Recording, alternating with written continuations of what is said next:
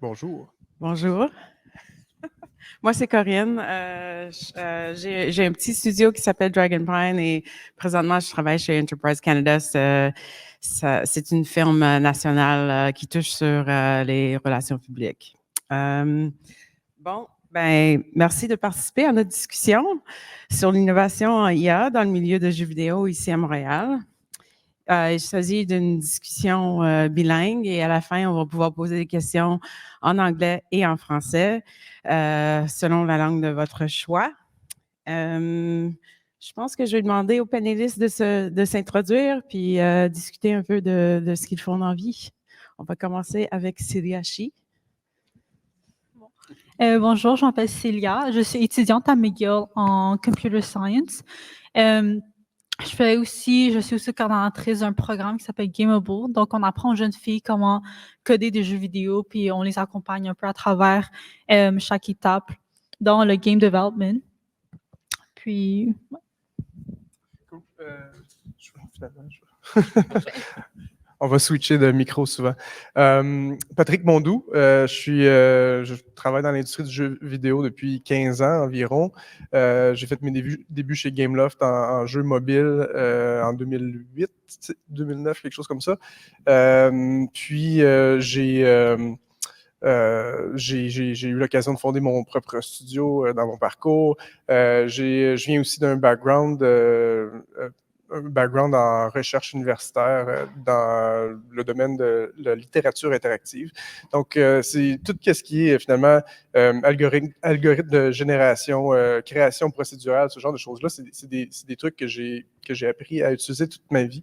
Puis même en ce moment, de nos jours, là, dans mon travail quotidien, je suis toujours en train de travailler avec des équipes plus techniques ou des équipes plus artistiques à essayer de mettre sur point des systèmes pour générer du contenu qui est le plus fidèle possible à une vision. C'est vraiment ce qui me passionne le plus dans l'industrie. Merci.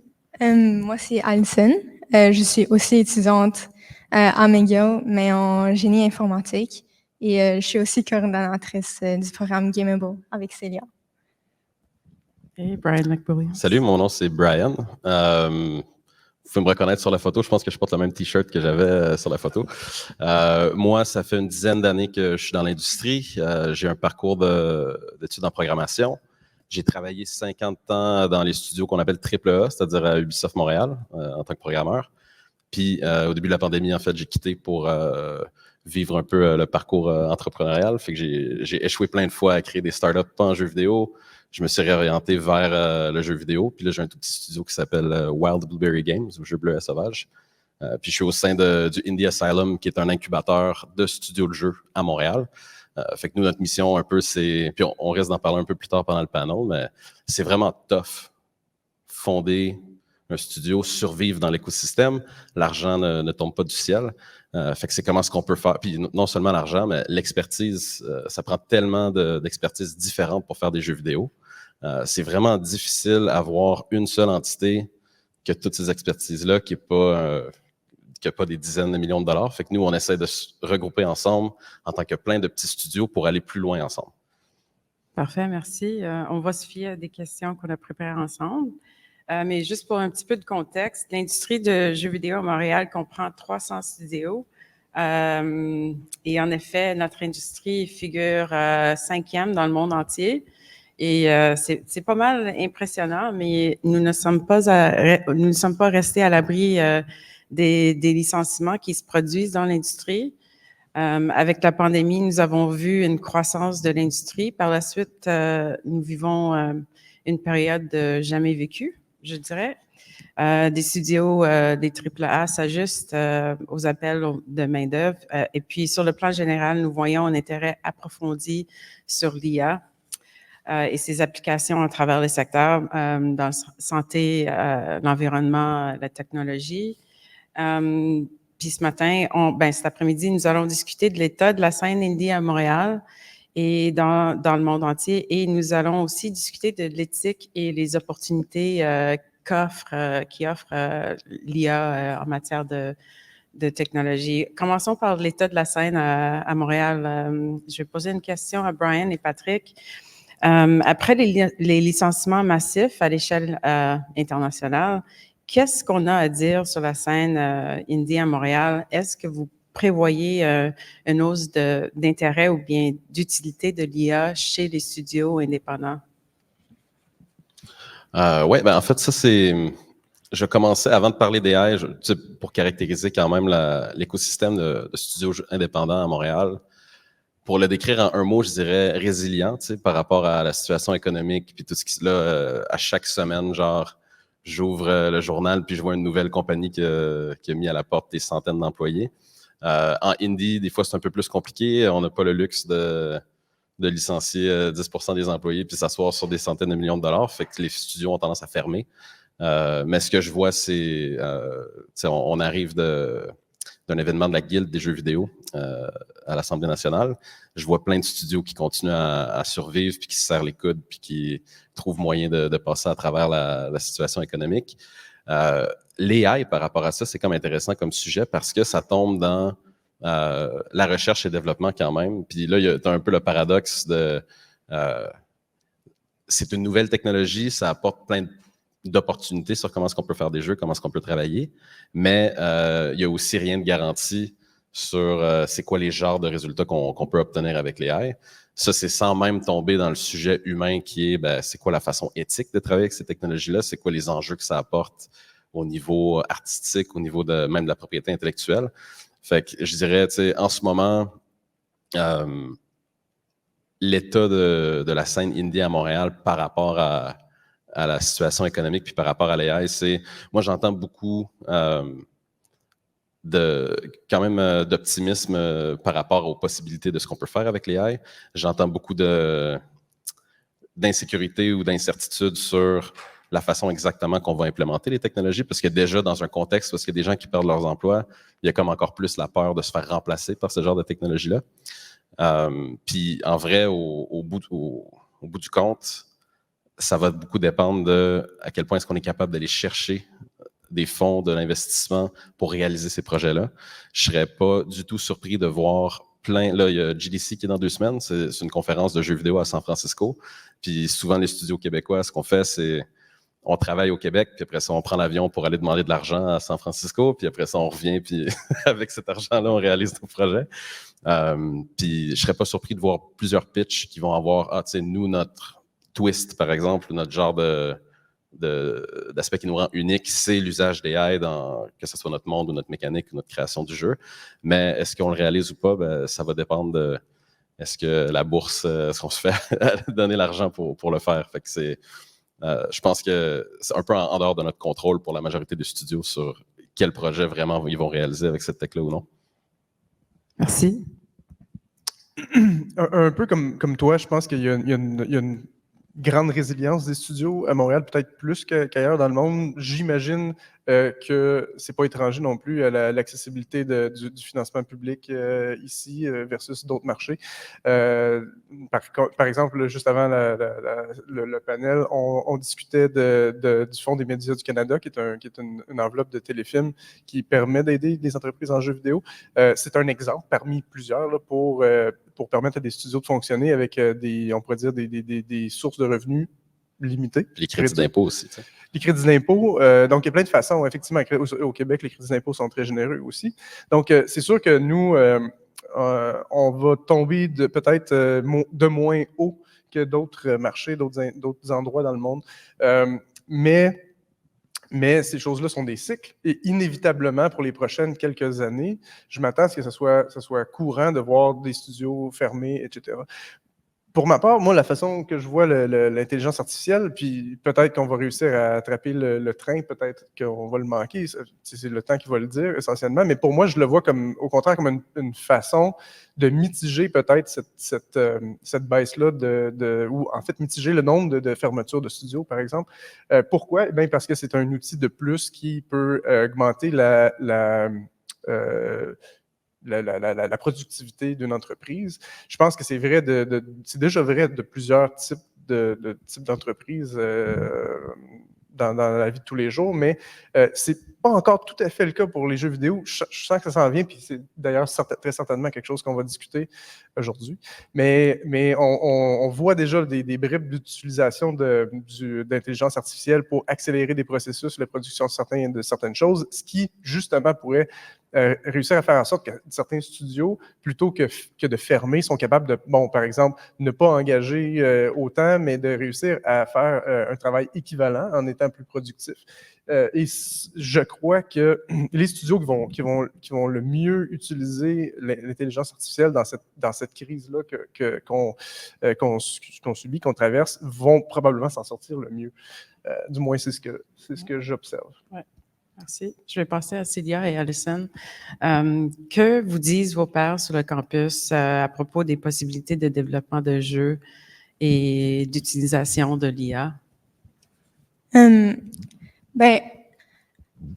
En développement de jeux, on entend moins l'utilisation de l'innovation de l'IA dans les jeux vidéo, puisque le développement de jeux en soi, c'est très difficile. Fait qu'on cherche plus à apprendre à comment développer un bon jeu et pas nécessairement à innover.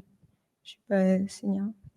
Moi, je pense parce que mes pairs, souvent, ils pensent plus à comme les FANG, comme les grosses compagnies de tech en général. Mais aussi, je pense, vu que c'est tellement nouveau, peut-être les étudiants ou genre mes pairs, ils savent pas encore vraiment c'est quoi l'impact que l'IA va avoir dans l'industrie. Ils connaissent pas vraiment, on n'a pas encore vraiment vu comment les compagnies vont l'utiliser encore. Fait que je pense qu'il y a vraiment cette incertitude en ce moment. Donc, j'en ai pas vraiment entendu vraiment parler. C'est ça. On avait participé à un game jam. Puis mon équipe, on était comme presque les seuls à utiliser l'IA, mettre en avant l'IA dans notre jeu, parce qu'on voulait vraiment juste essayer quelque chose de nouveau. Mais au final, notre jeu n'était pas nécessairement le meilleur, parce qu'on a vraiment essayé de juste innover et pas essayer de faire un bon jeu. Mais c'est ça, on n'a pas vraiment... il n'y a pas vraiment eu encore un jeu populaire qui utilise vraiment l'IA, fait qu'on peut pas vraiment savoir comment on pourrait l'utiliser dans nos propres projets. Merci. Je vais passer à une question, c'est plus linguistique un peu. Notre gouvernement a augmenté les frais de scolarité pour les étudiants de l'extérieur de la province dans les universités anglophones. Comment pensez-vous que cela pourrait avoir un impact sur le vivier de talents ici à Montréal? Puis c'est une question pour Célia et Alison. Je ne sais pas si vous avez vécu quelque chose sur le campus qui pourrait indiquer que ça aura un impact.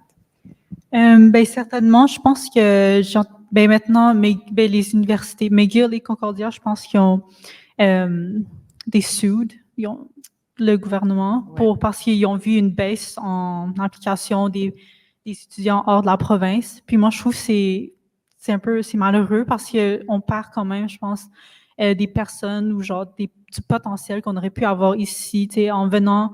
On est tellement un gros hub de video games. Puis je pense que c'est juste à cause qu'on augmente l'accessibilité, j'imagine, dans l'éducation ici à Montréal. C'est triste qu'on perd ça. Mais c'est ça, même si les étudiants internationaux qui veulent étudier en Montréal parce qu'ils savent que Montréal, c'est un endroit populaire pour le développement de jeux vidéo. Donc, peu importe, certains étudiants, peu importe où ils font leurs études, ils savent qu'ils veulent venir à Montréal pour les jeux vidéo. Mais c'est sûr que ceux qui ne savent pas que Montréal, c'est un endroit populaire pour les jeux vidéo, mais à cause des hausses des frais de scolarité pour ces étudiants-là, ils vont juste jamais découvrir Montréal comme ville populaire pour cette industrie-là. Ouais, merci. Passons au développement. C'est une question sur l'IA pour Patrick et Brian. Quel est l'impact de l'IA sur le développement quotidien des jeux en ce moment, d'après vous? Je vais répondre parce que tu n'as pas de micro dans les mains. Je pense que la meilleure façon de répondre à cette question-là, c'est de le diviser par corps de métier. Parce que faire des jeux vidéo, c'est pas seulement des programmeurs, des programmeuses, c'est pas seulement des artistes. C'est vraiment tout plein de corps de métier qui travaillent ensemble pour arriver à l'objectif. Fait que je dirais que dans mon quotidien à moi, ce que je vois, puis je peux peut-être même parler un peu de ce que j'entends de mes amis en AAA. Fait que, côté programmation, la grosse différence entre aujourd'hui puis il y a peut-être un an et demi, c'est vraiment spécifiquement ChatGPT ou les espèces de compétiteurs à ChatGPT.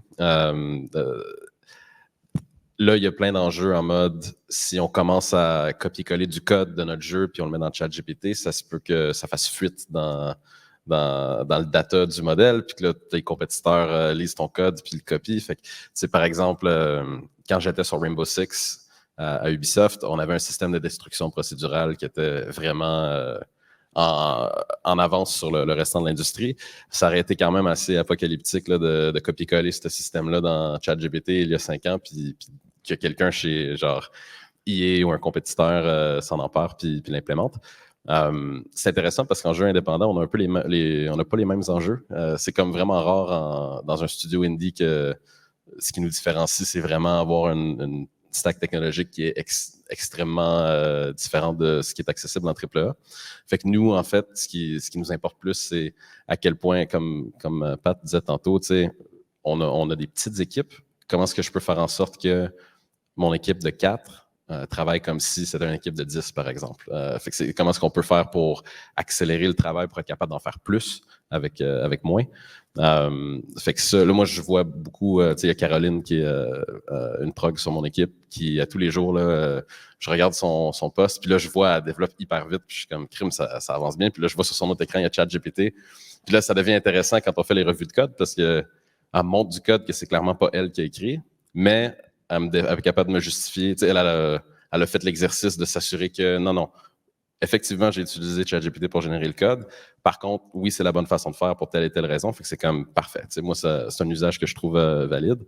Après, si on sort du corps de métier de la programmation, puis on tombe plus côté artistique, là, c'est vraiment intéressant parce que je pense que les artistes en particulier, c'est un des corps de métier qui vit quand même une trépidation par rapport à l'intelligence artificielle. Surtout à cause de, je le dis poliment, là, mais il y a plusieurs artistes qui sont assez nerveux par rapport à l'avenue de ces modèles-là parce que, en fait, ça remet en question. C'est le genre de tâche qu'il y a 2 ans, j'aurais pas du tout pensé que des AI seraient capables de générer des dessins au niveau de qualité qu'ils font aujourd'hui. C'est assez époustouflant là, ce qu'on est capable de générer avec un Midjourney ou un DALL-E 3 là, de OpenAI.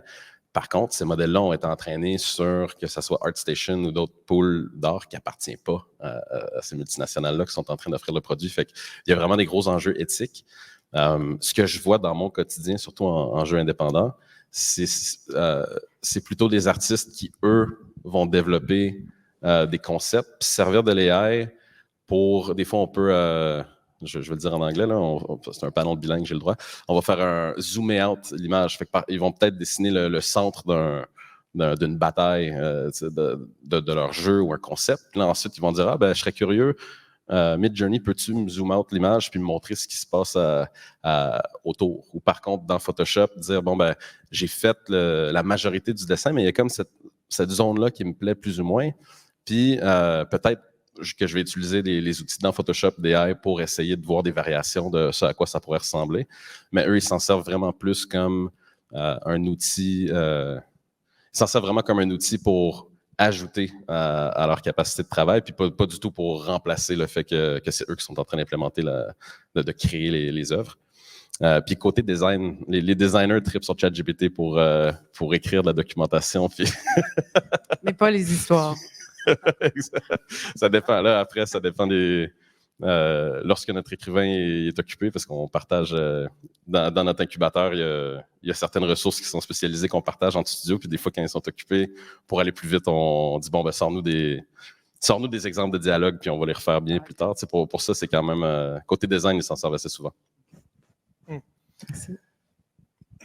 En fait, je vais retourner au début parce que moi aussi, je considère que c'est quelque chose qui est extrêmement spécifique au domaine au domaine d'expertise là, des gens d'une équipe. L'industrie du jeu vidéo, on est probablement l'industrie culturelle qui demande la plus grande diversité de talents, là, de types de spécialisation. Donc, évidemment, ça rend l'utilisation de l'IA plus complexe dans le sens où on doit l'appliquer à plus de circonstances ou plus de situations. Pour ce qui est de la programmation, je pense que c'est peut-être le plus naturel à imaginer parce qu'on peut s'imaginer de la création de l'écriture de code, par exemple. Puis, c'est relativement facile pour quelqu'un qui se connaît, pour un programmeur, de regarder du code généré par l'IA et d'évaluer si ça fonctionne ou pas, ou c'est quoi l'utilisation qu'on pourrait en faire. Je pense pas que, puis je pense que tu es abondant dans ce sens-là aussi, je crois pas que l'IA va un jour pouvoir innover à notre place. L'innovation, c'est encore, en tout cas, jusque dans un foreseeable future, c'est l'affaire des humains. Par contre, l'IA va être excessivement bon pour faire des trucs qui ont déjà été utilisés, qui sont du domaine public ou des choses connues. J'avais un programmeur dans mon équipe, pas plus tard que ce matin, là, qui me disait, qui était excité de m'expliquer qu'il avait fait un feature assez complexe, je ne rentrerai pas dans les détails, mais assez complexe, qui demandait un algorithme de clustering et qui finalement l'a fait en 30 secondes en demandant à ChatGPT. Il se disait essentiellement, c'est un concept qui existe en programmation depuis longtemps. J'imagine que sors-moi un algorithme de ça, puis finalement, ChatGPT réussit à trouver quelque chose en 30 secondes, puis après ça, après 2 ou 3 échanges avec ChatGPT, le code est clean, fonctionnel, puis il est implémenté. Donc, évidemment, je pense que pour ce domaine-là, ça va de soi. Je pense qu'on voit immédiatement le gain en vélocité. Et c'est dans les autres domaines que ça se complique, je pense. Nous, chez Double Stallion, on essaie justement de trouver, on s'est donné le mandat de peu explorer des façons d'améliorer notre vélocité au quotidien avec l'IA, mais d'essayer de ne pas trop se fier à ce qu'on connaît, mais plutôt le think outside the box, puis essayer de voir vraiment jusqu'où on peut l'amener. Puis on l'utilise dans le quotidien pour des choses aussi simples que les courriels ou moi, personnellement, mon utilisation préférée, par exemple. Puis je pense pour les directeurs et les leaders de projet, c'est quelque chose qui est super intéressant. Puis je pense dans d'autres industries aussi, mais on lit tous beaucoup d'articles, et sûrement que c'est la même chose pour vous, d'articles le matin. On fait le tour des grands sites de nouvelles comme GameDeveloper.net, comme, je sais pas, Kotaku. Il y en a peut-être parmi vous qui êtes abonnés à, je sais pas moi, Forbes ou un journal. Demandez à un IA de faire le résumé de ces nouvelles-là en 5 bullet points. C'est quelque chose qui sauve énormément de temps. Puis à ce moment-là, s'il y a un article qui nous intéresse tout particulièrement, on peut le lire. Mais moi, une utilisation que je fais de ChatGPT tous les matins, c'est je prends le site de GameDeveloper.net, puis je copie-colle un article, puis je lui dis 5 bullet points. Il va me sortir les 5 bullet points les plus pertinents pour résumer l'information. Puis la plupart du temps, je n'ai pas besoin vraiment de passer la 10 minutes au complet pour lire l'article. Donc, vous voyez un peu le genre d'utilisation qu'on peut en faire. Mais ces utilisations-là, il faut les découvrir, il faut les explorer parce qu'ils vont pas. L'IA ne va pas vous dire à quoi il est utile. Donc, comme je disais, je reviens au même point qu'au début, parce que son rôle n'est pas l'innovation, mais plutôt l'utilisation de concepts que les humains ont d'abord créés. Donc, si l'humain n'est pas là pour trouver le concept d'utilisation de l'IA, l'IA ne sera pas là pour le faire à notre place. Merci. Est-ce que vous trouvez que le modèle de AAA, ça va changer à cause de l'IA? Oui, c'est une grosse question. Vas-y. Veux-tu y aller, Pat? Je vais faire une réponse rapide. Je crois que à ce point, avec cet angle de vue-là, de ce point de vue-là, les studios AAA ne sont pas différents des studios indépendants, dans le sens où, tout comme nous, ils vont bénéficier d'une augmentation de leur vélocité, par exemple, à un niveau personnel, donc dans la productivité individuelle de la collectivité de leur studio.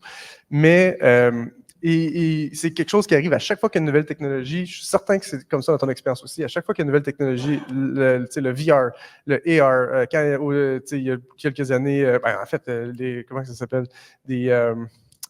Blockchain aussi. Les blockchains, exact. Tout le blockchain. À chaque fois qu'il y a une nouvelle technologie comme ça, on dirait qu'il y a des CEO, des VP de gros studios qui, soudainement, je vais utiliser des mots politiquement corrects, mais tu sais, vont perdre la tête avec ces nouveautés-là, puis réorienter les entreprises en entier. Donc, si ça se trouve, je pense que c'est peut-être même un danger pour eux, en fait, un piège à éviter de ne pas faire ce genre de choses-là.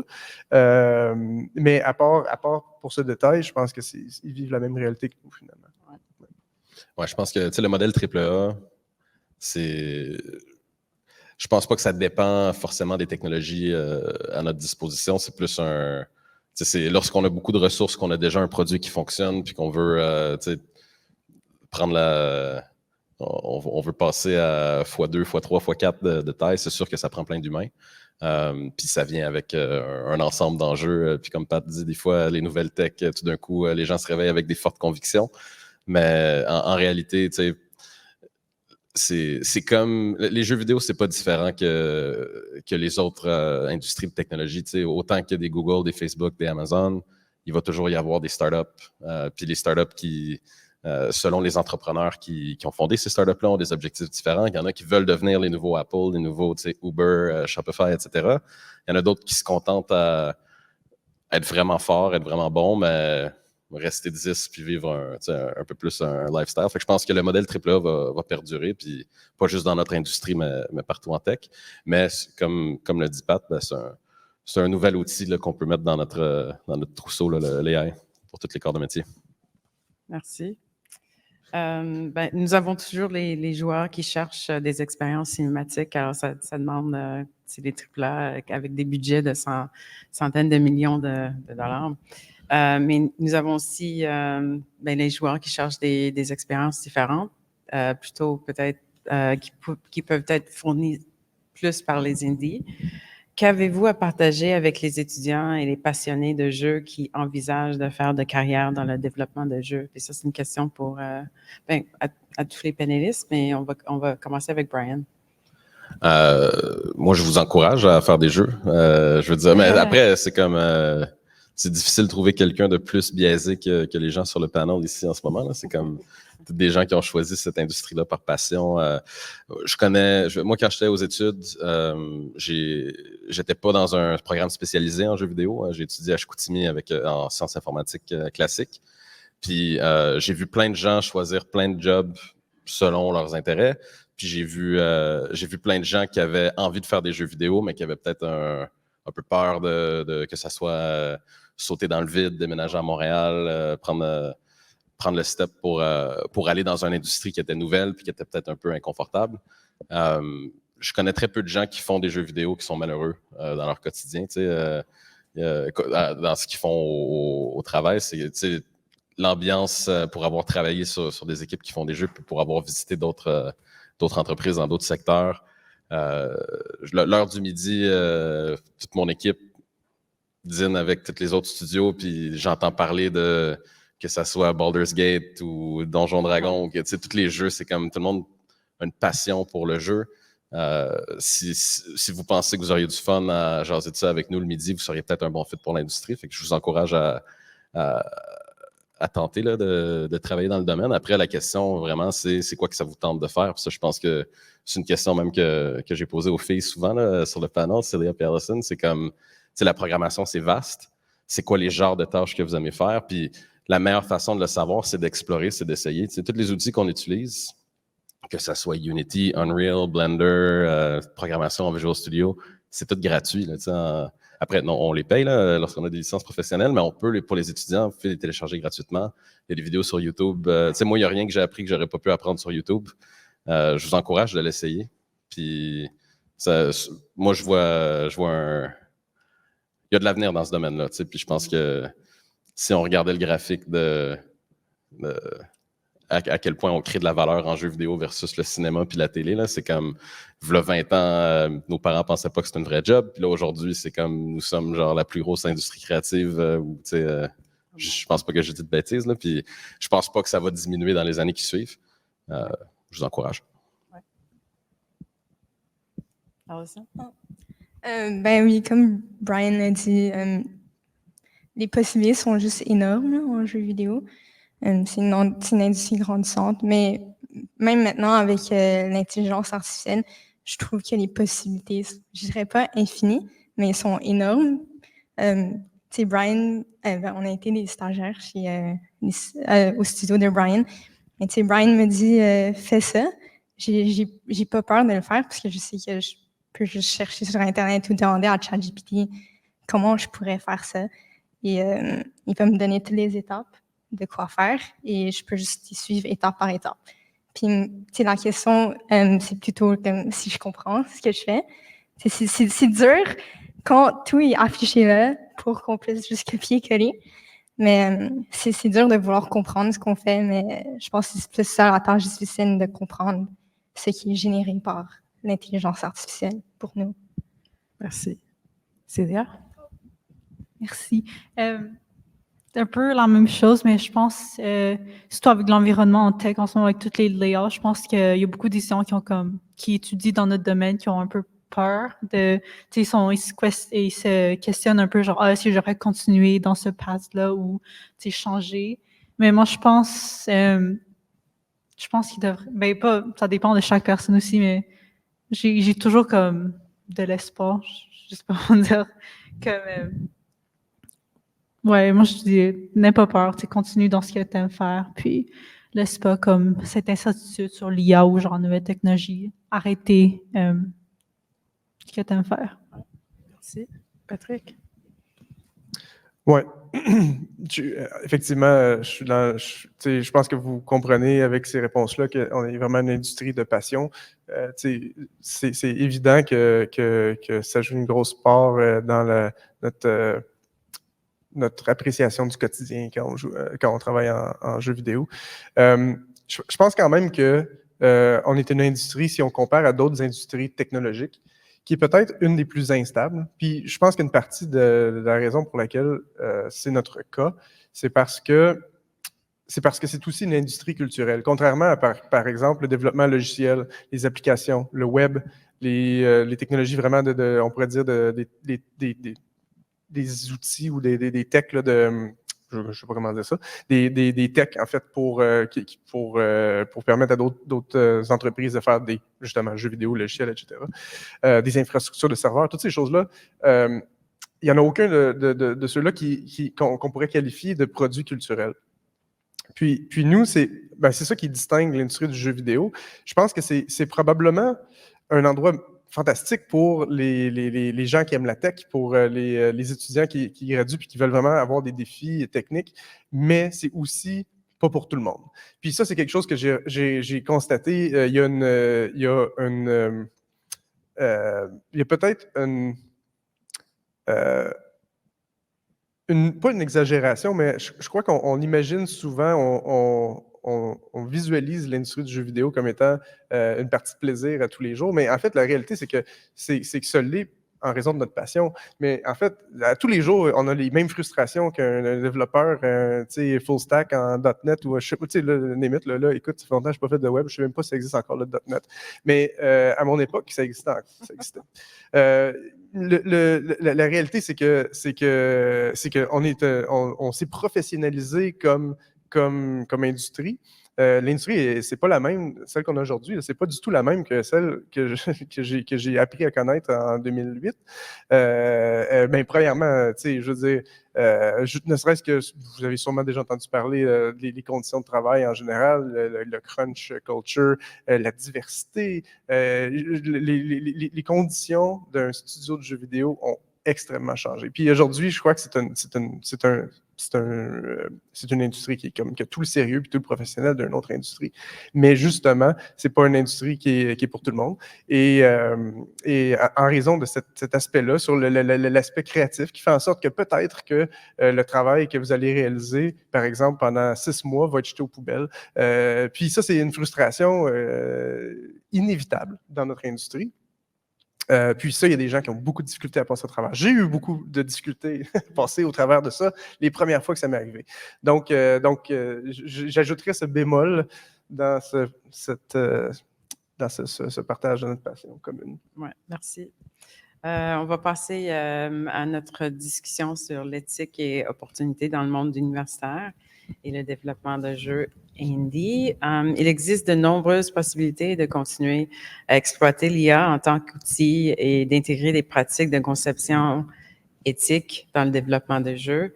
Si nous considérons la filière des talents, nous savons que nos collèges et universités alimentent le vivier de talents à Montréal. C'est une question pour Célia et Alison. Quel est le sentiment général sur l'utilisation de l'IA à l'université? Quelles sont vos expériences? Genre, est-ce que vos professeurs appuient l'utilisation de l'IA? Je peux commencer. Moi, je trouve ça, il y a vraiment les deux bords. Il y en a qui sont vraiment contre l'utilisation de l'IA dans les devoirs, dans les travaux d'école. Puis, il y en a qui... Je ne savais pas qu'il y en a qui sont 100% pour, mais il y en a qui sont un peu comme... ils nous encouragent à peut-être l'utiliser pour qu'on facilite l'apprentissage. C'est vraiment comme un outil, comme des tutoriels YouTube. Moi, j'ai un prof qui, par exemple, il nous disait si vous ne comprenez pas un concept, vous pouvez aller demander à ChatGPT, c'est quoi ça? Si vous pouvez me dire comme les 3 points les plus importants, blablabla. C'est pas qu'il encourageait à le faire dans nos devoirs, il a juste copié-collé le code, mais il nous encourageait à l'utiliser, cet outil, vraiment comme un professeur, un tuteur, pour nous faciliter l'accès à l'information. Ouais, puis sinon, il y en a qui sont juste contre, là, utilisez-le pas. Ouais, ben c'est ça, les universités ont des règles très sévères sur le plagiat. J'ai eu un prof qui a passé comme tout le cours à parler de ChatGPT et de comment il faut vraiment faire attention, de comment l'utiliser. Il faut l'utiliser. Ils peuvent pas nous empêcher de l'utiliser. En fait, ils savent juste pas qu'on l'utilise ou pas. Et puis, ils peuvent pas nous dire « Oh, tu l'as utilisé » alors que plein de personnes l'ont juste pas utilisé. Mais c'est ça. Est-ce qu'on se fie trop sur ChatGPT? C'est une question pour les panélistes parce que ChatGPT, je m'en souviens au début, on se posait des questions sur l'utilité avec le codage, mais avec le code, il y avait toujours des erreurs. Est-ce qu'on se fie trop sur la technologie? Je pense que si on se pose la même question dans 5 ans, ça va sonner comme est-ce qu'on se fie trop sur Google, genre? Ouais. Ouais. Fait que, tu sais, je veux dire, pour rebondir sur ce que les filles disaient, moi, j'ai une charge de cours à l'Université de Sherbrooke, fait que je donne un cours de programmation, puis c'est une réalité. Là, les étudiants, eux, en fait, s'appuient très fort sur ChatGPT parce qu'ils n'ont jamais eu à le faire sans. Je pense que... Je me rappelle quand moi, j'étais à l'école, mes profs me disaient, tu sais, Wikipédia, c'est pas une bonne source. Puis aujourd'hui, je pense plus que c'est un sentiment qui existe, dans le sens que si on s'en sert bien, on est capable de retracer jusqu'aux sources puis prouver qu'effectivement, c'est vrai, là, ce qu'on lit sur un Wikipédia. Je pense que ça va toujours être important qu'on comprenne bien ce qu'on fait. Moi, je crois fortement qu'on peut pas déléguer quelque chose qu'on comprend pas ou qu'on n'a jamais fait. Fait que je pense que ça revient à ça, l'importance à l'école. C'est comme... Moi, quand j'étais au cégep, j'apprenais comment faire du calcul intégral, puis des dérivés, puis des matrices en algèbre linéaire. Ça doit faire 10 ans que j'ai pas fait une dérivée à la main ou un intégral, mais je comprends comment ça fonctionne. Puis mon ordinateur me le fait pour moi tous les jours. ChatGPT, moi, je m'en sers de la même façon. C'est comme, je sais comment écrire un algorithme de clustering, par exemple, mais ça me prendrait des heures, puis ChatGPT, ça va y prendre 30 secondes. Après, je vais valider que le résultat, c'est le bon, mais je pense que je trouve ça improbable que ce soit le genre d'outil qui nous soit enlevé complètement un peu à la Google. Fait que j'ai du mal à répondre si on s'accroche trop là-dessus ou pas, mais je pense que les gens qui leur manque la couche de compréhension, qui demandent à ChatGPT d'implémenter des choses qu'ils ne comprennent pas, je pense que c'est là qu'il va tout le temps y avoir un problème. Mais ça, c'est vrai pour tous les outils qu'on utilise, je pense. J'ai le goût d'ajouter, si tu as des programmeurs dans ton team qui sont capables de faire un jeu au complet qui marche en prenant juste du code de ChatGPT, je te dirais good for them. Tu sais, c'est comme, c'est pas évident. Tu sais, c'est-à-dire que pour que ces choses-là fonctionnent bien et que ce soit optimisé, effectivement, ça nécessite une compréhension sous-jacente qui est parfaite. Je pense qu'il y a comme... c'est bon d'apprendre comment les choses sont faites. Puis je trouverais ça triste d'apprendre, par exemple, que mes enfants, plus tard, à l'université, ils n'utilisent que ChatGPT, par exemple, pour composer des productions écrites ou des trucs. Je pense qu'il y a comme on a vraiment une zone grise énorme dans qu'est-ce qui est acceptable de faire avec ChatGPT. On touche un peu le côté éthique. Mais outre le côté éthique, je veux dire, qu'est-ce que tu apprends de copier, par exemple, de demander à ChatGPT de rédiger ta dissertation sur la littérature d'un sous-genre très spécifique en 1950, bien, peut-être pas grand-chose. Donc, il y a comme je pense qu'il y a définitivement des questions à se poser dans dans l'académie, dans les institutions d'enseignement, à savoir qu'est-ce qu'on veut, dans quelles circonstances est-ce qu'on veut le bloquer complètement, dans quelles circonstances on veut l'utiliser. Mais si on ne l'utilise pas, on va se priver comme société d'un énorme, d'un outil justement peut-être critique à ce que notre économie ici au Canada reste solide face à d'autres économies étrangères. Mais je pense qu'avec le temps, effectivement, comme tu disais, je pense que cette étrangeté-là ou cette relation-là qu'on a avec l'IA va définitivement se transformer pour devenir quelque chose finalement pour qu'on le considère comme quelque chose d'anodin. Puis, tu sais, je vais faire une analogie un peu broche à foin, mais ici, à Montréal, on a aussi une industrie de l'aéronautique qui est florissante. Donc, on a Bombardier qui fabrique des avions. Mais pour connaître quelques ingénieurs qui ont travaillé chez Bombardier, les ingénieurs, premièrement, ils ont plusieurs équipes d'ingénieurs qui travaillent sur un projet d'avion. C'est pas que juste une équipe similaire. Ils ont une équipe d'intégration, mais ils ont des équipes pour chacun des sous-systèmes. Mais même chacun de ces équipes-là qui travaillent sur, par exemple, le système électrique d'un avion, il y a des composantes qu'ils vont avoir dans leur avion qui ne seraient jamais capables de produire eux-mêmes ou de concevoir parce que c'est des pièces d'électronique. Eux, ils connaissent les entrants, les sortants, mais ils ne connaissent pas, puis c'est pas important dans leur métier de connaître exactement comment faire cette composante-là. Eux, ce qu'ils ont besoin de savoir, c'est comment l'utiliser dans un tout et innover avec ce tout-là. Puis l'IA, essentiellement, c'est la même chose. Si on est capable d'utiliser l'IA pour générer des morceaux de notre travail, pour essentiellement nous rendre plus efficaces à avoir un tout qui innove, qui nous tire vers l'avant, vers le haut, ben, on a tout à gagner de l'utiliser. Puis je pense qu'éventuellement, ça va être clair, de plus en plus clair pour tout le monde de trouver la place de l'IA dans son travail, dans l'académie, dans les institutions d'enseignement.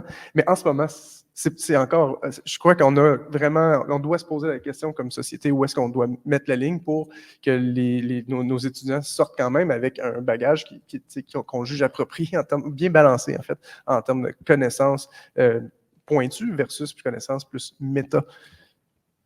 Merci. Dans le fond, on s'ajuste à de nouvelles composantes pour créer des choses. C'est ça, oui. Ouais. Ça, c'est une question pour Brian et Patrick. Chaque semaine, nous assistons à de nouveaux développements dans la technologie. Patrick en avait parlé un peu au début avec les articles qui sortent sur les développements. Quelles sont les considérations éthiques qui se posent dans l'industrie en ce moment en ce qui concerne les mises en œuvre de nouveaux modèles de l'IA? Est-ce qu'on en pose des questions éthiques? Je pense que c'est largement couvert justement dans les médias. Ouais. Les artisans du jeu vidéo, particulièrement les artistes, mais pas que, se posent beaucoup de questions sur leur place dans l'industrie dans le futur, mais aussi sur on pourrait dire leur lien ou leur lien de paternité à une idée ou à un concept ou à un dessin. Mais tout ça, c'est vraiment... il n'y a pas de bonne réponse ou de mauvaise réponse à ça. Tout comme d'autres aspects de l'IA, c'est quelque chose qui va finir par se placer et qui doit être un jour probablement légiféré par les gouvernements, les paliers de gouvernement, parce que pour l'instant, c'est une bébite qui échappe à toute forme de législation. Mais il faut savoir d'abord que tous les marchés internationaux ne voient pas le copyright infringement, le bris de protection des droits de la même façon. Puis tu sais, on voit immédiatement en Chine, par exemple, que leur protection des propriétés intellectuelles pour les jeux vidéo, spécifiquement, elle n'est pas la même du tout que ce qu'on a ici. Par exemple, là-bas, la réutilisation d'assets, de morceaux de dessin d'un autre jeu est parfaitement acceptable, alors qu'ici, ce serait comme carrément illégal. Donc, on voit que non seulement c'est un problème une question à laquelle on doit répondre ici, mais en plus, c'est probablement un point sur lequel on va devoir s'entendre avec d'autres marchés, ce qui rend ça encore plus complexe. Puis la question ne sera jamais complètement comme répondue tant qu'on n'aura pas fait cet exercice-là. Mais je peux déjà dire qu'il y a des façons d'utiliser l'intelligence artificielle pour les artistes de manière à être le moins possible, on pourrait dire, éthiquement incorrect. Puis on pourrait commencer par d'abord utiliser l'intelligence artificielle pour ne faire que du matériel, exclusivement du matériel de référence et non pas du matériel qu'on va publier. Je pense que c'est la première étape. Et je pense que d'emblée, je pense que c'est la façon que les studios ont comme décidé ici, du moins à Montréal, d'utiliser l'outil. Tout à fait d'accord. Puis, tu sais, pour rebondir là-dessus, moi, je ne peux pas parler, comment je dirais, je peux pas prédire c'est quoi qui va arriver, mais intuitivement, je peux dire c'est quoi que un monde dans lequel je me sentirais bien, ce serait un monde où est-ce qu'on fait la distinction entre qu'est-ce qui a été généré par un AI, qu'est-ce qui n'a pas été généré par un AI, un monde où est-ce qu'on, tu sais, de la même façon que la révolution industrielle a comme remis en question plein d'industries, de choses qu'on faisait à la main avant, puis aujourd'hui, on peut aller acheter que ce soit du linge ou des savons, tout fait de façon artisanale, puis on associe une valeur à ça qui est différente des biens qui ont été faits dans une usine. Je pense que ça soit pour la musique générée par AI. Moi, si tu me montres si vous me montrez une chanson écrite par... écrite. Je parle tout le temps des AI comme si c'était des humains. Une chanson créée par un réseau de neurones, ça a beau être la meilleure chanson que j'ai jamais entendue, je pense pas qu'elle peut me faire pleurer parce que je sais que c'est pas un humain qui est de l'autre bord de l'œuvre, par exemple. Puis ce que je trouve difficile, c'est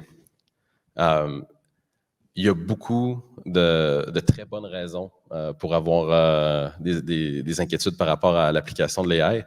Moi, ce qui me rend optimiste, c'est que je connais personne, pour avoir parlé à vraiment plusieurs autres studios de jeux, d'autres développeurs, je connais personne qui a envie de remplacer des humains. Genre, c'est comme, j'ai jamais rencontré une seule personne qui me dit « Hey, j'ai tellement hâte de ne plus avoir d'artistes talentueux qui font des jeux. » C'est comme, c'est pas du tout un...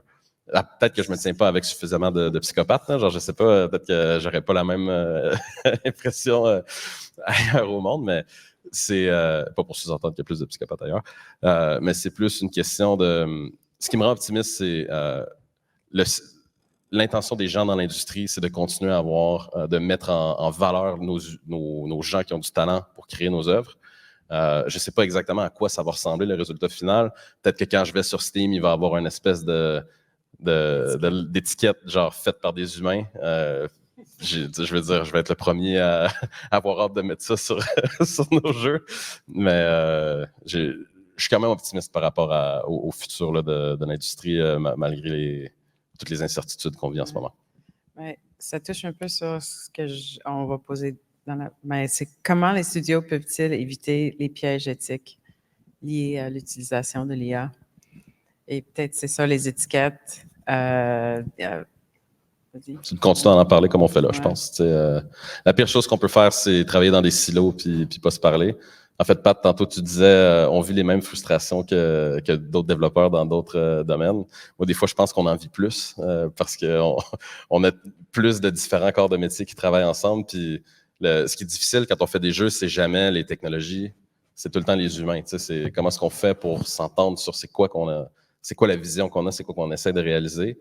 Je pense que la façon d'éviter on pourra jamais totalement éviter les enjeux. Il va tout le temps avoir des nouvelles technologies qu'il va falloir qu'on navigue. Mais je pense que la meilleure chose qu'on peut faire, c'est d'en parler, c'est de s'assurer d'avoir des gens autour de la table qui viennent de différents de différents backgrounds. Si on n'avait que des clones de moi, là, des hommes blancs programmeurs autour de la table, on n'aurait pas toutes les perspectives qui sont dans notre industrie. Puis c'est important d'avoir cette conversation-là avec tous les gens que ça va impacter.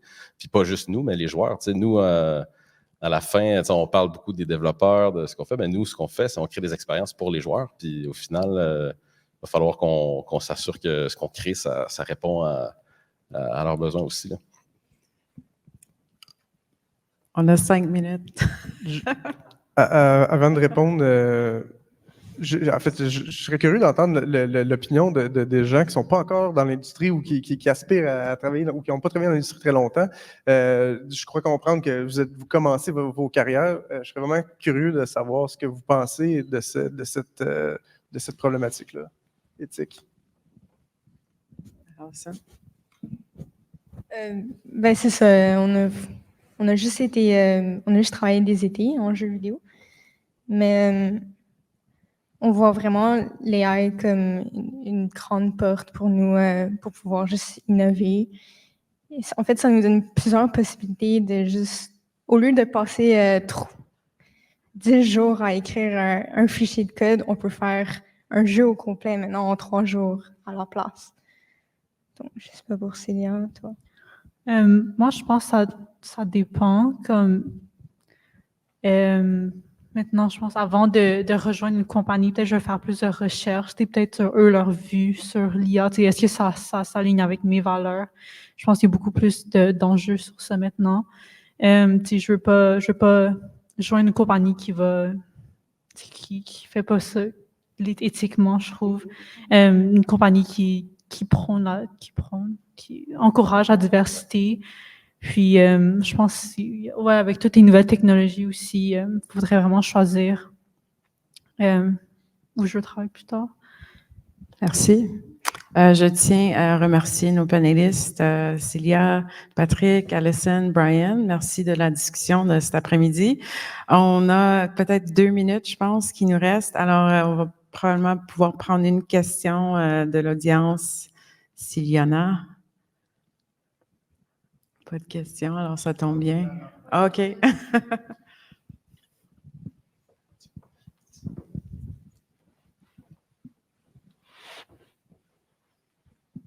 Ouais, on parle beaucoup de, j'ai pas tout suivi parce que je viens à peine d'arriver de l'autre conférence, mais j'ai beaucoup parlé de ChatGPT, tout ce qui est IA de texte générative, mais mettons vous, surtout vous deux qui travaillez dans les studios de jeux vidéo, à quel point les artistes, eux, maintenant, ils utilisent genre, mettons, les pubs que je vois, mettons Photoshop, ils ont tout maintenant les tools pour générer de quoi? Est-ce que les concept art aussi maintenant sont faits avec, mettons, DALL-E ou de quoi de même? Pour notre part, on n'en est pas là. On n'est pas rendu à l'étape de remplacer des concept artists ou des illustrateurs d'aucune façon, pas du tout. Mais par exemple, mon directeur artistique travaillait sur une présentation où on devait mettre le ton un peu, donner le ton de la direction artistique pour des investisseurs potentiels. Et là, il n'était pas satisfait d'un élément très particulier, par exemple le ciel. J'aime pas trop l'esthétique de cet élément-là du concept. Puis plutôt que de redemander à un concept artist de travailler dessus, chose comme le back and forth aurait pris, par exemple, 24 heures, puis on ne pouvait plus se permettre ce délai-là. Il est allé dans ChatGPT 4, simplement genre, il remplace ça pour quelque chose tel que tel illustrateur l'aurait dessiné. Ça prend quelques minutes, puis c'est échangé. Donc, on voit des gains, je pense, c'est très anecdotique, là, mais je veux dire, ça sera toujours des gains, en tout cas, du moins pour l'instant, tant qu'on n'aura pas trouvé, à moins qu'on trouve la mine d'or de l'utilisation de l'IA, ça va toujours être comme des cas par cas. Une situation qui, pour une raison quelconque, dans ce cas si spécifique, est vraiment plus facile à traiter avec l'IA.